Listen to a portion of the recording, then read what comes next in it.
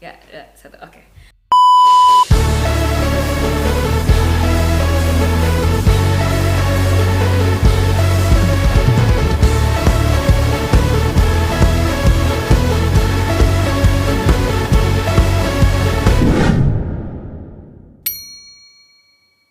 Oke, shalom sobat Yabes. Mana suaranya yang ada di sini? Mulai lelah kayaknya. Ada yang belum makan di sini kayaknya ya. Mana suaranya? Sudah makan. Jadi Surfbox ya. Enak banget ya. Sekilas cerita ya dari teman-teman kita perjalanan ke Surabaya ini kita makan di Surfbox lah istilahnya. Udah itu nggak penting lah ya pembahasan ini di Surfbox. berapa berpromosi? Iya betul. Coba. Betul banget. Udah ada suara-suara dari narsum kita nih kayaknya hari ini ya tadi ya ngomongin soal dessert box gitu ya. Oke, nggak perlu lama lagi bareng aku Acit. Welcome back to the Yaps Podcast episode ke-5. Oke, yang kali ini kita bersama C. Elisheba lagi. Yeay. Mana suaranya kurang. Oke, teman-teman. Jadi di bulan Mei ini C, kita tuh dari Yabes punya satu tema tentang Inggris gitu C. Yang bahasa Indonesianya itu adalah kalau Tuhan baik, kenapa sih kita tuh dikasih proses gitu ya yang buruk gitu. Atau Inggrisnya itu adalah if God is good, why do bad things happen? Oke. Berat ya, agak berat ya. Siapkan cemilan dulu yang nonton ya. Mau masak Indomie juga boleh Boleh. Kita tungguin 3 menit kayaknya Indomie di itunya. Loh, kan justru sambil mereka memasak mereka mendengar kita. Oh iya betul. Dimanapun suara kita ada gitu ya. Kayak suara Tuhan. Wow. Beda. Oke C. Boleh nggak C kasih pandangan C seputar yang tadi ya tema kita kan ya itu ya Tuhan itu baik tapi kenapa sih kita tuh dikasih hal-hal buruk terjadi sama kita gitu. Ya, oke. If God is good, why do bad things happen? Yeah. Aku ngajak kita ini agak berpikir ya sejenak ya. Jadi supaya ada rentetannya supaya kita bisa memahami. Yeah. Nah gini, dari sejak awal Tuhan itu menciptakan manusia ya. Dia itu bukan hanya sekedar menciptakan makhluk yang yaudah pokoknya gimana pun kamu nurut sama aku lah. Gitu. Kalau gitu berarti mesti itu robot kan yang diciptain. Nah jadi dia bukan hanya sekedar menciptakan makhluk untuk supaya menyembah dia. Well, we are made to worship, yes, tapi bukan itu primary purpose-nya. Karena Tuhan itu dia sudah sempurna, dia nggak perlu disembah-sembah dan dia nggak insecure, dia nggak yang aku menciptakan makhluk yang supaya mereka tuh menyembah aku, dia nggak butuh sih, gitu. Karena mereka secara Tritunggal aja sudah saling istilahnya menyembah dengan sebegitu sempurnanya dan mereka nggak butuh disembah-sembah, mereka nggak insecure, they're complete. Tapi kenapa Tuhan itu menciptakan manusia? Karena Tuhan itu kepingin menciptakan makhluk atau ciptaan ya atau a creation yang dimana mereka bisa saling mencintai. Jadi Tuhan bukan hanya sekedar menciptakan robot, pokoknya kamu tak perintah apa ya kamu lakukan itu, enggak. Tapi dia kepingin relationship dengan makhluk ciptaannya. Itu makanya Tuhan kita nih asik banget lah. Yes, gitu. Jadi dia bukan hanya sekedar kepengen disembah-sembah atau dia kepengen diturutin, kepengen di apa, bukan, tapi he wants a relationship dengan ciptaannya, kita manusia ini. Nah, karena itulah dia itu memberikan manusia kemampuan untuk memilih. Kenapa kalau manusia diberi kemampuan untuk memilih? Karena gini, kalau manusia tidak bisa memilih atau maksudnya cinta gitu ya, kita tuh nggak bisa milih, berarti itu bukan cinta kan, gitu kan? Berarti kan kalau misalnya kayak aku maksa Acit untuk cinta sama aku, berarti sebenarnya kan Acit nggak cinta sama aku kan, tapi kan dipaksa aja, gitu. Nah jadi Acit harus punya kemampuan untuk memilih untuk mencintai aku. Then it's a choice, then it's a relationship. Nah, maka itu dari situ akan terjalin sebuah hubungan dan sebuah istilahnya tuh voluntary love. Nah, Tuhan sama manusia tuh juga kayak gitu. Tuhan itu nggak kepengen manusia tuh pokoknya secara robotik nurutin dia atau secara kayak terprogram aja secara mesin untuk ya udah kita mengasihi Tuhan. Tapi dia pengen manusia itu dengan sukarela memilih untuk mencintai dia kembali. Karena dia sudah mencintai kita kan, he loves us so much. Nah makanya dia kepengen manusia ini juga bisa mencintai dia balik. Oleh karena itu manusia harus bisa milih kan untuk mencintai. Oleh karena itu Tuhan kasih taruh kemampuan untuk memilih.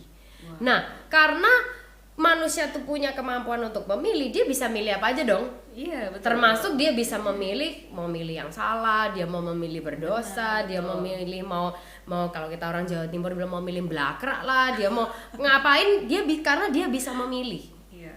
Nah, kenapa kok nggak dibuat aja manusia tuh cuman bisa memilih yang baik, dia nggak bisa memilih yang jelek? Berarti itu bukan pilihan dong. Dan kalau kita mengeliminasi kemampuan untuk memilih, kemampuan untuk memilihnya ini diambil, maka kita juga menghilangkan cinta yang voluntary tadi. Gitu. Kita menghilangkan voluntary love. Kita menghilangkan cinta yang memang memilih untuk yang tulus gitu loh ya. Maksudnya yang cinta yang tulus gitu. Nah, sehingga makanya sama Tuhan kemampuan memilih itu tetap ditaruh dalam diri manusia, dan itu sebenarnya bagian dari gambaran diri Tuhan kan, kita diciptakan sesuai rupa dan gambarnya. Itu adalah bagian dari gambaran diri Tuhan yang dia letakkan di diri kita manusia. Gitu. Nah, sehingga karena adanya kemampuan untuk memilih ini tadi, manusia bisa milih macam-macam, termasuk memilih mungkin melakukan yang salah. Nah, sehingga kalau misalnya tuh kita tuh ngomong ya, kalau Tuhan tuh baik ya, kenapa masih ada hal buruk yang terjadi? Ya karena manusia ini tadi. Jadi kadang kalau kita nyalain Tuhan ya, ini semua tuh salahnya Tuhan apa gini, we're blaming the wrong person. Kita menyalahkan pihak yang keliru gitu. Jadi kalau Tuhan tuh baik, kenapa kok orang tua aku kayak gini? Ya salahnya, mohon maaf, salahnya orang tua kita. Kalau Tuhan tuh baik, kenapa orang itu ninggalin aku gini? Ya mohon maaf, salahnya orang itu. Bukan salahnya Tuhan. Karena orang itu punya kemampuan untuk memilih.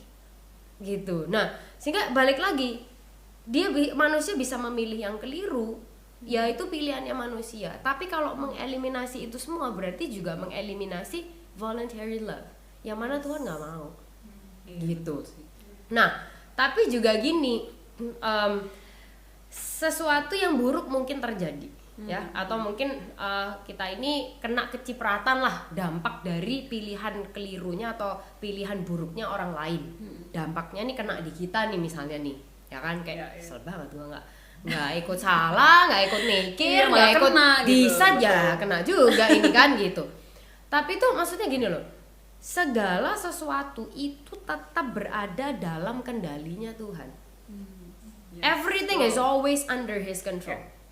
Everything gitu. Bahkan dari sejak awal nih, si iblis kan mau ngisengin Ayub kan, itu kan dia bilang, Tuhan tuh lo lihat hambamu tuh namanya Ayub. Ya kan. Oh enggak sih, salah, Tuhan dulu yang bilang, kamu lihat gak itu hamba habis jalan-jalan dari dunia kan, nah lihat gak itu hambaku namanya Ayub, dia tuh setia tahu sama aku. Iya karena kan gini. Ya udah ya, tak garai ya gitu ya. Terus Tuhan kan bilang kan, oke aku izinin, tapi kamu gak boleh menyentuh dia. Ya kan? Tuhan mengizinkan, tapi Tuhan kan kasih batasan kan, you can only come this far gitu. Jadi oke, sama iblis dikerjain kan, ya kan? Oke, dihancurin semua, dihancurin hartanya, anaknya mati, apa segala macam. Tapi kan terus tetap kan si Ayub bilang, Tuhan yang memberi, Tuhan yang mengambil, terpujilah nama Tuhan. Kesel iblis gak terima toh. Terus dia kan bilang kan, wah Tuhan, terus ini ya udah balik, oh iya, gitu kan Ayub kan tetap kan kayak gitu kan. Iya, saking karena dianya nggak kena. Coba sekarang ini ya, aku bikin dia kayak kena. Terus Tuhan kasih rambu-rambu lagi kan, kayak oke, kamu boleh sentuh dia, tapi sayangkan nyawanya. Berarti gini loh, every bad intention yang orang mau bikin, yang manusia mau buat, yang iblis bahkan merencanakan, itu semua under otoritasnya Tuhan. Under His authority. Semua tuh minta permisi loh sama dia loh. Gitu. Ya kan? Jadi Tuhan itu tetap berkuasa, dan dia itu tidak lebih kecil daripada masalah kita atau daripada iblis atau daripada whatever yang orang tuh pikirin. Nah, nanya lagi kan, kita akan mikir kan, loh, tapi kan katanya Tuhan baik. Kalau Tuhan baik, kenapa kok diizinkan? Ya toh? Ada beberapa alasan. Yang pertama, karena he wants to show off his power because he can. Kan dia Tuhan ya, kayak ya suka-suka dia sih ya, dia mau ngapain ya gitu kan. Betul. Dan maksudnya yang terjadi di waktu bangsa Israel mau keluar dari Mesir, apakah itu harus sedemikian sulitnya sampai 10 tulah sampai segala macam? Apakah harus seperti itu? Sebenarnya mungkin ya nggak harus. Tapi kan dari awal Tuhan ngomong, aku mau melakukan ini supaya apa? Supaya orang tuh lihat tuh nggak ada Tuhan kayak aku. Ya kan? Dia kan bilang gitu kan.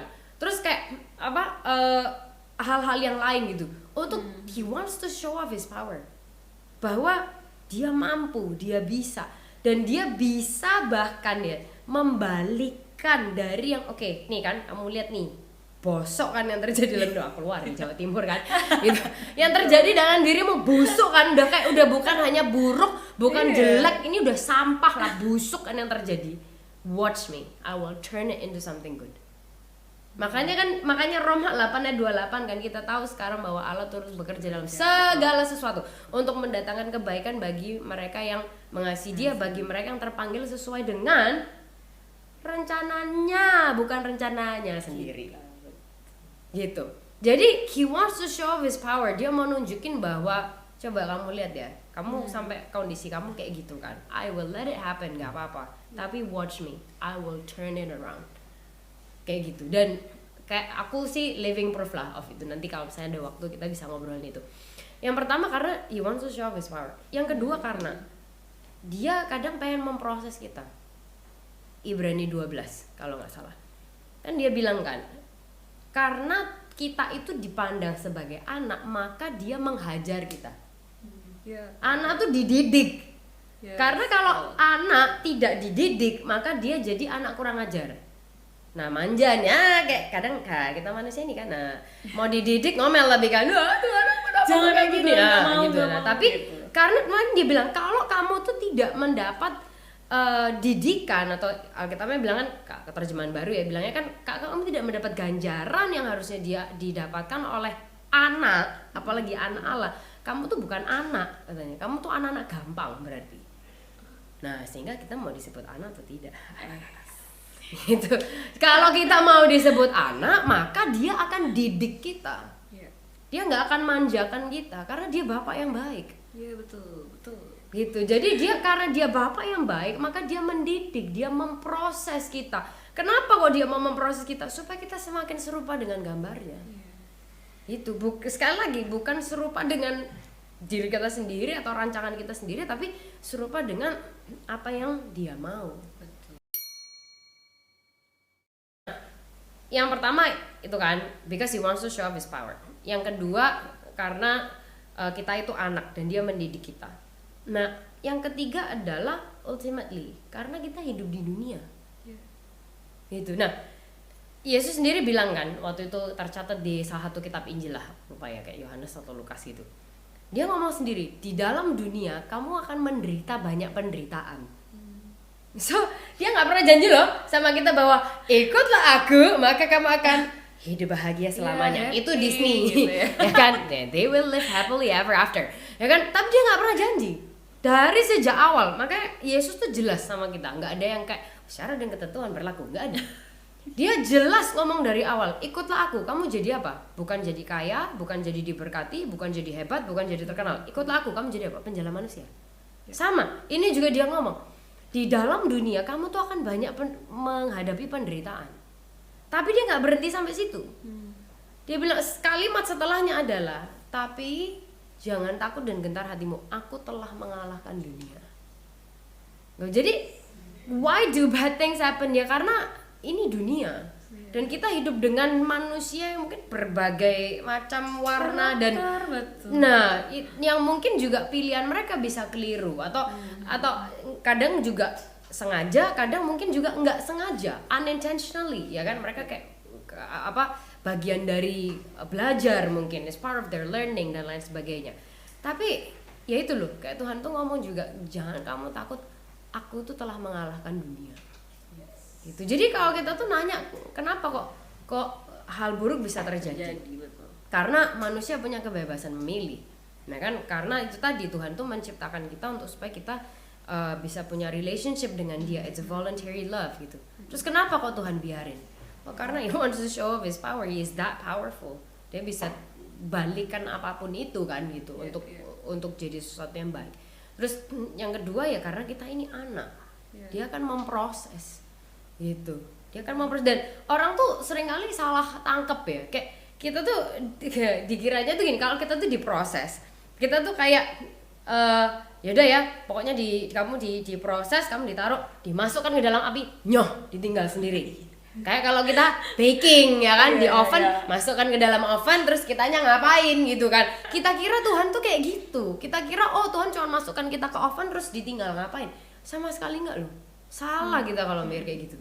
Waktu di dalam prosesnya Tuhan itu nemenin kita. Waktu itu Tuhan, aku tuh nggak sanggup, Tuhan aku gak kuat, Tuhan ini sakit banget. Dia kayak I know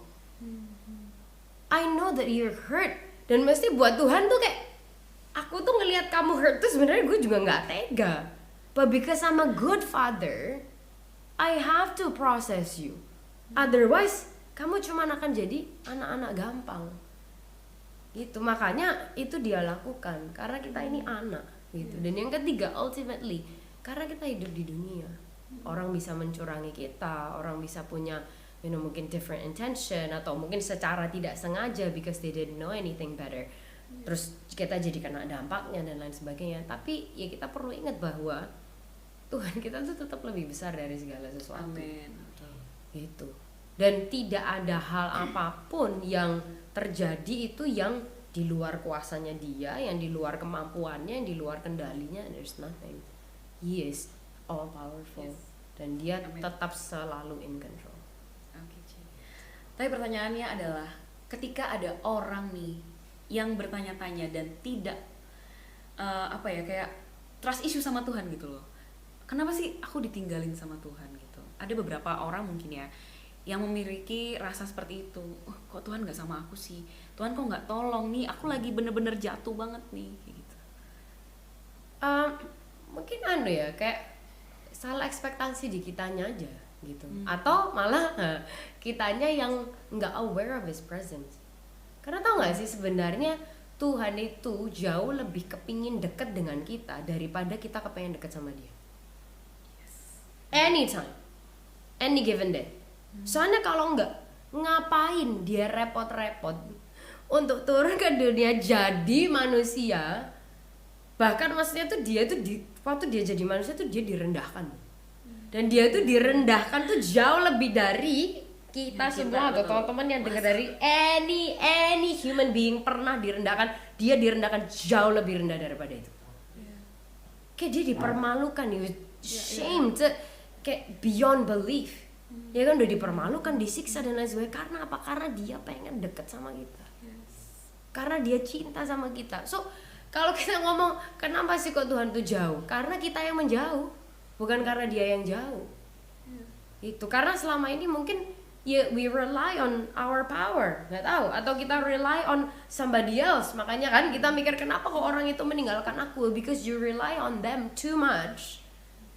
Sampai waktu they leave you, atau mesti mereka jauh, atau mereka kitanya yang jadi terus dongkol. Expectation kita ada di sana, salah. Gitu. Biasanya bukan karena Tuhannya yang jauh, kitanya nih yang biasanya menjauh. Jadi kayak kita mesti sadar loh teman-teman, Tuhan itu lebih kepengen deket sama kita lebih daripada kita kepengen deket sama Tuhan. Dia tuh segitu ngebelain. Lah kita kan sering kali gitu, aduh Tuhan pagi ini nggak sempet lah bangun gue, ya kan nanti sore Tuhan, nanti sore datang, Tuhan masih belum ada waktu, nanti malam Tuhan ya, nanti malam deh gue berdoa. Udah malam, Tuhan udah ngantuk Tuhan, daripada kan kita doa ketiduran nanti kan kita berdosa. Biasa aja lah ya Tuhan ya. Sesimpel itu kan, kita selalu gitu, kita nggak ingat Dia, kita lupain Dia, kita bahkan kayak Tuhan ngerti lah ya Tuhan, Dia namanya manusia kan terbatas ya Tuhan, Dia masih salah-salah, ya udahlah nggak apa-apa ya Tuhan. Lah kalau kita yang digituin coba kayak gimana? Kitanya dongkol kan gitu. So ya itu mungkin mindsetnya yang perlu di shift, bahwa Tuhan tuh lebih kepengen deket sama kita lebih daripada kita kepengen deket sama Tuhan. merinding nih. Pada merinding nggak di sini? Iya, kayak tertampar semua ya hari ini ya. Mungkin sobat Yabes juga di rumah mulai ya, oke, kembali lagi ke Tuhan. Intinya tuh balik lagi lah, kembali lagi ke Tuhan. Buat rasa rindu itu semakin tinggi lagi sama Tuhan, bener ya. Karena tadi aku setuju banget sih statementnya. Bukan Tuhan yang apa tadi ya, yang rindu ya. Tuhan yang rindu sama kita, bukan kita yang gitu lah pokoknya tadi. Kayaknya aku udah sampai speechless gitu teman-teman. Kayak tertampar sendiri gitu. Oke, C, thank you banget ya. Thank you. Buat podcast kita kali ini sangat-sangat meaningful banget teman-teman, deep banget ya. Sampai aku dari tadi terdiam, entah aku ingin berbicara apa gitu guys. Semua juga terdiam. Oke, sekali lagi thank you. Mungkin ada yang mau message buat teman-teman? Ya itulah, sadari aja bahwa Tuhan itu lebih kepengen dekat sama kita daripada kita kepengen dekat sama Dia. Gitu. So kalau apa kita ngerasa ya kenapa mungkin pertanyaannya coba dirubah gitu. Seringkali tuh kita kalau misalnya ada sesuatu kita kan nanya kenapa ini terjadi. Terus kita yang kedua nanyanya kenapa kok harus aku. Terus kalau nggak ada jawabannya kita makin frustrated kan, jengkel kan kita cari sesuatu yang bisa disalahin, nyalain orang lain, nyalain apa. Kalau nggak ada lagi yang bisa disalahin, kita salahin Tuhan paling gampang, ya kan? Salahin Tuhan, pokoknya salahnya Tuhan tuh ini.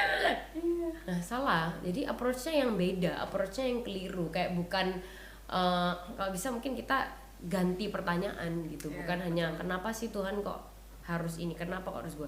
Lebih nanyanya ke gini, Tuhan lagi mau ngajarin aku apa? Betul, setuju. Tuhan dari ini apa sih yang harus aku lihat? Apa sih yang harus aku pelajari? What do I need to see? Wow. Itu ya satu hal yang kita pelajari hari ini teman-teman ya. Oke, thank you banget sekali lagi, thank you banget ya Ciaba sudah mengisi 2 podcast kita di Yabes. Tepuk tangan dulu. Oke, sekian The Yaps Podcast kali ini. Sampai ketemu di The Yaps Podcast berikutnya. Jangan lupa like, share, subscribe, ring the bell, do everything that you need to do now. Oke, sampai berjumpa.